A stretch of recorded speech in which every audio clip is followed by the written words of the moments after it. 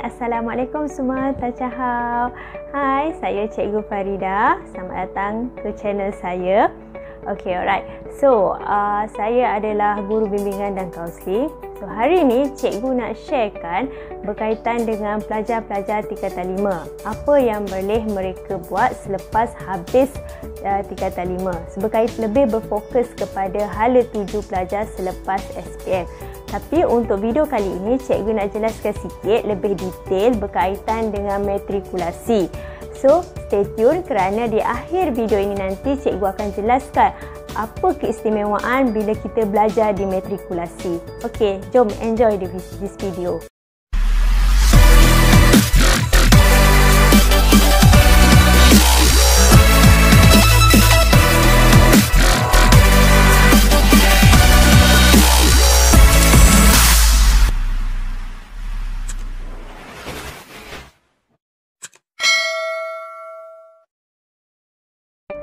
Okey, alright. Yang ini adalah pilihan-pilihan yang boleh murid-murid buat selepas habis SPM. Sama ada nak sambung belajar di peringkat asasi, matrikulasi, IPG, diploma, sijil dan juga tingkatan 6. Okey. So, untuk video kali ini cikgu nak sharekan berkaitan dengan kolej matrikulasi. Okey. Seperti yang kita sedia maklum, ada 15 buah kolej matrikulasi di Malaysia. Okey. So, 15 buah kolej matrikulasi bermula daripada Perlis, Kedah, Pahang, kemudian Pulau Pinang, Johor, Perak, kemudian dia ada di Labuan, di Sarawak, di Perlis, di Selangor. So, ada 15 buah kolej matrikulasi. Okey, baiklah. Sekarang kita pergi kepada jurusan. Okey, jurusan apa yang ditawarkan di kolej matrikulasi? Okey, ada 4 jurusan yang ditawarkan di kolej matrikulasi ya. Yang pertama adalah jurusan sains.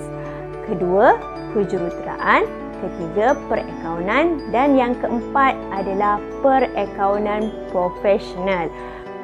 Okey, untuk jurusan sains dia ada 3 modul. Modul 1, modul 2 dan juga modul 3. Okey, jelas ya? So, sekarang ni kita nak pergi pula kepada di mana apa yang boleh pelajar sambung belajar di peringkat ijazah sarjana muda selepas habis matrikulasi. Kita pergi step by step. Okey, sekiranya pelajar mengambil bidang jurusan sains, modul 1, apa yang boleh pelajar buat ataupun ambil degree bidang apa? Okey, untuk modul 1 mungkin boleh pergi pada bidang perubatan, kejuruteraan, pergigian, farmasi, sains teknologi maklumat, seni bina, kejururawatan, sains forensik, sains kesihatan bersekutu dan yang berkaitan dengannya. Okey, modul kedua pula, pelajar akan boleh sambung belajar dalam bidang teknologi maklumat, kejuruteraan, kejuruteraan aero angkasa, kejuruteraan perisian, cyber security, sains tulen dan juga sains gunaan yang lain. Okey, modul 3. Okey, kalau sambung belajar dalam bidang sains, modul 3, pelajar boleh sambung belajar peringkat degree teknologi maklumat, perubatan, pergigian, farmasi, khusus sains tulen dan sains gunaan yang lain. Okey, itu jurusan sains. Okey. So, sekarang kita pergi kepada pula bidang kejuruteraan. Ambil matrik di bidang kejuruteraan, nanti boleh sambung degree bidang apa? Okey, kalau pergi ke bidang kejuruteraan, kita boleh boleh sambung belajar dalam bidang jurutera, keselamatan dan kesihatan pekerja, seni bina dan bidang teknikal yang berkaitan. Okey, perakaunan pula.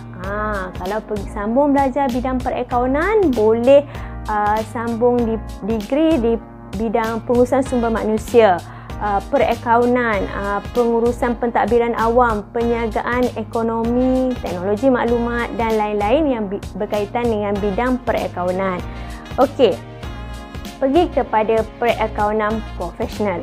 Okey, perakaunan profesional ni lebih spesifik kepada bidang perakaunan di mana pelajar akan mengambil sijil profesional dalam bidang perakaunan iaitu ACCA. Itu dia. Okey, so yang ini lebih pada spesifik kepada perakaunan. Okey, baiklah. sekarang kita pergi kepada tempoh pengajian. Okey. Dia punya kronologi pengajian lah. Okey, tempoh pengajian bagi setiap semester. Di mana seperti biasalah 1 minggu untuk pendaftaran bagi pelajar baru. Kemudian kita ada 18 minggu untuk kuliah, 1 minggu ulang kaji, 2 ataupun 3 minggu untuk peperiksaan dan 2 atau 3 minggu untuk cuti akhir semester. Okey. Seterusnya kita pergi kepada syarat-syarat am. Kita pergi kepada syarat am dahulu. Syarat am di mana murid-murid ataupun calon yang memohon itu perlulah warga negara Malaysia, tidak melebihi umur 20 tahun semasa memohon, dan pemohon mestilah calon SPM tahun semasa, tahun permohonan itulah. Okey, tahun semasa. Okey, syarat khusus bagi setiap jurusan. Kita pergi dulu kepada bidang sains. Okey, jurusan sains. Jurusan sains, kalau awak tengok dekat sini, apa syarat minimumnya? Pertama, you kena dapat C dalam bahasa Melayu, bahasa Inggeris C, matematik B, kimia C, matematik tambahan C, dan juga fizik atau bio perlu C, serta lulus sejarah. Okey, ini adalah untuk jurusan sains. Okey, kita pergi pula kepada bidang kejuruteraan. Kalau bercita-cita nak sambung dalam bidang kejuruteraan, perlu dapat keputusan SPM yang bagaimana? Okey, syarat minimanya seperti yang ada di sini, perlu dapat C dalam bahasa Melayu, C dalam bahasa Inggeris, B matematik, C fizik, C matematik tambahan, lulus kimia dan juga lulus sejarah. Dan satu lagi syaratnya, perlu mendapat sekurang-kurangnya grade C bagi mana-mana satu mata pelajaran berikut. Mata pelajaran berikut yang kat situ. Okey, so mana-mana satu mata pelajaran berikut perlu mendapat C. Okey, seterusnya bidang perakaunan. Kalau nak sambung bidang perakaunan, perlu dapat berapa? Okey, so perakaunan C dalam bahasa Melayu, C dalam bahasa Inggeris, C dalam matematik, C matematik tambahan dan juga lulus sejarah. Dan perlu mendapat sekurang-kurangnya 2 C bagi 2 mata pelajaran berikut. So pilihlah mana-mana mata pelajaran yang kita ambil dan targetkan untuk mendapat sekurang-kurangnya C. Okey, perakaunan profesional. Perakaunan profesional ni dengar baik-baik ya. So, bahasa Inggeris perlu mendapat A, matematik A, C dalam bahasa Melayu, C dalam matematik tambahan dan lulus sejarah. Okey. Dan murid-murid perlu mendapat perlu mendapat A bagi 3 mata pelajaran berikut. Mata pelajaran yang disenaraikan banyak-banyak tu perlu dapat sekurang-kurangnya 3. Iaitu perlu dapat sekurang-kurangnya A. Pilih 3 yang kita boleh dapat A. Okey. Alright. Istimewanya untuk jurusan sains ni, dia ada 2 semester, dia ada 4 semester. Okay, tadi cikgu jelaskan 2 semester. Sekarang ni cikgu nak cerita pasal 4 semester pula bagi jurusan sains. Modul tetap sama, ada modul 1, 2 dan 3. Okey, untuk jurusan sains bagi 4 semester, syarat kelayakannya adalah perlu mendapat C dalam bahasa Melayu, C bahasa Inggeris, C matematik, lulus kimia, lulus matematik tambahan, lulus sejarah dan lulus bagi mana-mana mata pelajaran berikut iaitu fizik, bio ataupun sains sukan. Okey, itu adalah syarat-syarat. Okey, kita pergi pula kepada mata pelajaran. Kalau kita ambil jurusan sains, kita belajar apa? Kalau kita ambil jurusan perakaunan, kita belajar macam mana? Kalau kita ambil jurusan perakaunan profesional, belajarnya apa? Okey, so kita akan detailkan di situ. Okey, so kita pergi dulu kepada jurusan sains. Seperti yang disedia maklum, jurusan sains ni ada 3 modul. Modul 1, 2 dan 3. Kita pergi dulu kepada modul 1. Kalau modul 1, bagi jurusan sains bagi semester 2 semester dan 4 semester sama ya. Okey, mata pelajaran yang dia belajar. Okey, bagi modul 1, pelajar akan belajar matematik, kimia, fizik dan juga bio. Okey, bagi modul 2, pelajar akan belajar matematik, kimia, fizik dan sains komputer. Bagi modul 3 pula, pelajar akan belajar subjek matematik, kimia, biologi dan sains komputer. Itu perbezaan dia antara modul 2 dan juga modul 3. Okey. So, pergi pula kepada kejuruteraan. Kalau sambung belajar bidang kejuruteraan, nanti akan belajar apa di sana? Okey, so pelajar akan belajar matematik, kimia, fizik dan basic engineering. Perakaunan pula, pelajar akan belajar subjek matematik, perakaunan, ekonomi dan pengurusan perniagaan. Dan kalau perakaunan profesional, pelajar akan belajar matematik, financial accounting, management accounting dan account in business. Itu bezanya perakaunan dengan perakaunan profesional. Okey, bagi mata pelajaran wajib pula, yang ni wajib, semua orang kena ambil. Apa jurusan pun memang kena ambil. So, kat sini diberitahu bahawa murid-murid perlu belajar subjek bahasa Inggeris, pengajian am, matrikulasi, co-curriculum, pendidikan Islam atau moral. Okey, untuk prosedur kemasukan, pemohon perlulah memohon melalui talian seperti laman web yang tertera dekat situ. Untuk perakaunan profesional, dia ada ujian aptitude dan juga temuduga.